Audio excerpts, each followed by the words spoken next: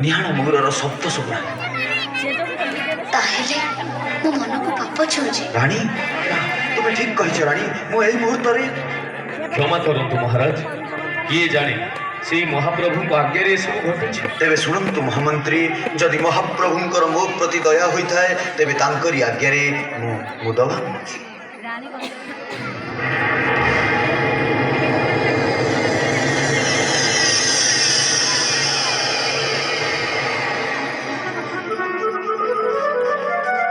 ଏ କି ଅପରୂପ ଦୃଶ୍ୟ! କେଉଁଠି ଆଲୋକ ନାହିଁ କିନ୍ତୁ ମନ୍ଦିର ଆଲୋକମୟ। ଜଗନ୍ନାଥ ଚତୁର୍ଦ୍ଧା ମୂର୍ତ୍ତି। ଊର୍ଦ୍ଧ୍ୱ ବାହୁ, ଚକା ନୟନ। ଏ ଦେଖୁଛ ସ୍ୱାମୀ, ପ୍ରଭୁଙ୍କ ହସ୍ତପାଦ ଅସମ୍ପୂର୍ଣ୍ଣ। ମନ୍ଦିର ଭିତରେ ବଢ଼େଇର ଚିହ୍ନ ବର୍ଣ୍ଣ ନାହିଁ। ଏ କଣ ପ୍ରଭୁ ତୁମରି ମାୟା, ତୁମରି ଛଳନା? 14 ଦିନରେ ଦ୍ୱାର ଖୋଲି ଆମେ କଣ ତୁମ ନିକଟରେ ଦ୍ରୋହୀ ହୋଇଛୁ? କୁହ ପ୍ରଭୁ, କୁହ, ତା ନହେଲେ ଆମର ପ୍ରାଣ ବଳି ଦେଇ ଆମେ ଏ ଅପରାଧର ପ୍ରାୟଶ୍ଚିତ କରିବୁ। କୁହ ଜଗନ୍ନାଥ, ତୁମର ଏଇ ମୂର୍ତ୍ତି ଏ ମନ୍ଦିରରେ ପୂଜା ପାଇବ ତ? ଏଥିରେ ତୁମେ କଣ ସନ୍ତୁଷ୍ଟ?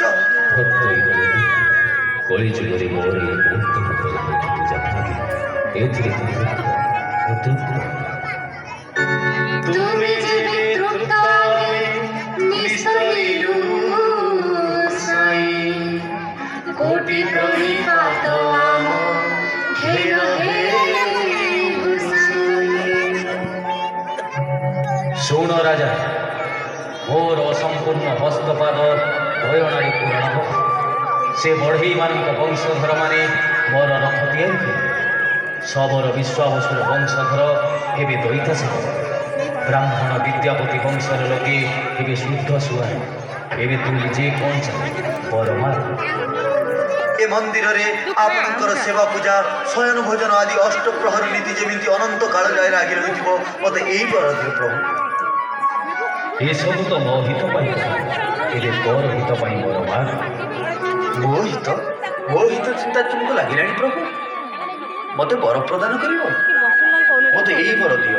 ଏ ବଡ଼ ଦେଉଳକୁ ନିଜର ବୋଲି କହି ଗର୍ବ କରିବାକୁ ମୋ ବଂଶରେ କେହି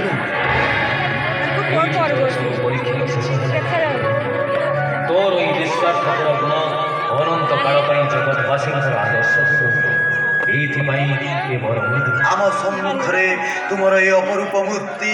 ଆମେ ତୃପ୍ତ ହେଲୁ ପ୍ରଭୁ, ଆମେ ତୃପ୍ତ ହେଲୁ।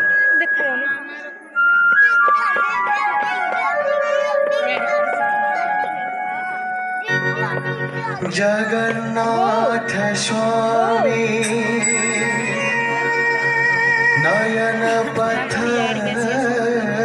गामी भव तुम्हें